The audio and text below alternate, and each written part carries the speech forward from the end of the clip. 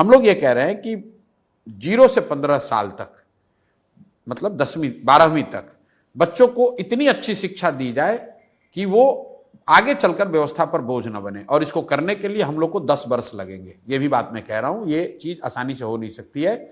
इसको करने में करीब 5 लाख करोड़ रुपया खर्च होगा। हर साल इसको हम लोग 50,000 करोड़ रुपया खर्च करके करेंगे, और जिसके तहत बिहार के हर प्रखंड में नेतरहाट जैसा एक विश्व स्तरीय विद्यालय हम लोग हर साल बनाएंगे, ताकि अगले 5 वर्षों में कम से कम हर प्रखंड में 5 नेतरहाट जैसे विद्यालय जरूर बन जाएं। अब आपका ये सवाल होगा, तब तक जब तक आप ये सुधार करोगे तब तक अभी जो बच्चे पढ़ रहे हैं उनका क्या होगा? उसके लिए हम लोग कह रहे हैं कि अगर आपके पास आपके इलाके में सरकारी स्कूल अच्छा नहीं है तो आप अपने बच्चे को प्राइवेट स्कूल में भेजिए। उसका फीस एक रेगुलेटेड फीस सरकार भरेगी। तो जन स्वराज की शिक्षा को लेकर ये जो सोच है कि 15 साल से कम उम्र के बच्चों को इतनी अच्छी शिक्षा दी जाए ताकि वो व्यवस्था पर आगे चलकर बोझ ना बने। और अच्छी शिक्षा देने के वाह, बहुत सुंदर है लिए rather than making school in every village, we are saying कि हर प्रखंड में 5 से 10 अच्छे विद्यालय बनाए जाएं और लोगों को बस की सुविधा दी जाए, स्कूल बस की, ताकि बच्चे अच्छे स्कूल तक पहुंच सकें। और जब तक ये व्यवस्था को बनाने में जो 5 साल समय लगे, 10 साल, तब तक लोगों को प्राइवेट स्कूल में पढ़ने का ऑप्शन दिया जाए। दूसरी बात जो हम लोग कर रहे हैं रोजगार की, 15 साल से 50 साल की उम्र के लोगों को अब वापस आप पढ़ाकर डॉक्टर इंजीनियर नहीं बना सकते हैं। उनके हाथ में स्वरोजगार के लिए पूंजी दिया जाए। 3 बातें जो हम लोग कह रहे हैं, रोजगार कैसे आएगा। पहला बात हम लोग कह रहे हैं कि उसको पूंजी दिया जाए। बिहार में पूंजी की बहुत कमी है। पूंजी की कमी इसलिए है कि हर साल बिहार से करीब करीब 2 से 2.5 लाख करोड़ रुपया बैंक ट्रांसफर कर रहे हैं दूसरे जगह। ये बिहार का पैसा है। बिहार का अगर सीडी रेशियो आप देखेंगे तो यहाँ देश के सीडी रेशियो 70 है, यहाँ पर 40 है। उसका मतलब यह है कि बिहार के लोग जो पैसा बिहार में जमा करते हैं, बैंक वो पैसा बिहार में इन्वेस्ट न करके बिहार के बाहर करते हैं।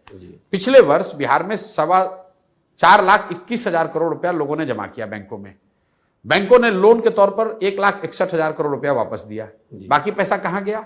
बाकी पैसा चला गया गुजरात, कर्नाटक, तमिलनाडु, मध्य प्रदेश, महाराष्ट्र, जहां पर लोगों उद्योग धंधे लगा रहे हैं। तो हम लोग की सोच ये है कि 3 चीज करके यहां स्वरोजगार पैदा किया जा सकता है। पहला, बैंकों के साथ मिलकर काम किया जाए ताकि यहां पूंजी उपलब्ध हो। ये 2 लाख करोड़ रुपया जो बिहार के लोगों का पैसा है जो बाहर जा रहा है वो बिहार में ही रहे। बिहार के लोगों को लोन मिले ताकि लोग अपना घर बनाएं, उद्योग लगाएं, कृषि में काम करें। दूसरी बात हम लोग कह रहे हैं मनरेगा को कृषि से जोड़ने की, कि जो मनरेगा का पैसा है, मनरेगा का मजदूर है, जो भी किसान बिहार में फूड ग्रेन से मूव होके कैश क्रॉप की ओर जाएगा, उसको मनरेगा का किसान नहीं, मनरेगा के तहत उसको मजदूर फ्री दिया जाए। उससे क्या होगा कि लैंड की प्रोडक्टिविटी बढ़ेगी और बहुत बड़ी संख्या में जो एग्रीकल्चर से जुड़े हुए मजदूर हैं जो पंजाब हरियाणा जा रहे हैं, उनको यहीं पर मजदूर मिलने लगेंगे। क्योंकि जमीनी सच्चाई ये है कि जहां लाखों लोग, बिहार के लोग बाहर जाकर खेती में खेतों में मजदूरी कर रहे हैं, बिहार के खेतों में काम करने के लिए मजदूर नहीं है। तीसरी बात हम लोग कह रहे हैं कि बिहार में हर साल कम से कम 1 लाख परिवारों को 4% के ब्याज पर लोन दिया जाए, ताकि ये लोग इंटरेस्ट सबवेंशन स्कीम लाने की बात कर रहे हैं, ताकि 6,000 करोड़ रुपया या 7,000 करोड़ रुपया अगर सरकार पैसा दे दे ब्याज उनके बिहाफ में, और 4,000 करोड़ रुपया अगर जनता दे, तो 1 लाख करोड़ रुपया लोगों के हाथ में मिलेगा स्वरोजगार। तो हम लोग का मंत्र जो है वो शिक्षा और स्वरोजगार, पैसा और पूंजी, ये 2 चीज से बिहार का सुधार हो सकता है। जब लोगों को शिक्षा होगी और उनमें काम करने के लिए उनके पास पूंजी होगा तो अपने आप बिहार में तरक्की होगी, अपने आप रोजगार आएगा, पलायन रुकेगा। सिर्फ सरकारी नौकरी का वादा करके या 2, 4, 10 फैक्ट्री लगाकर बिहार की जनता को और बिहार से गरीबी दूर नहीं की जा सकती है।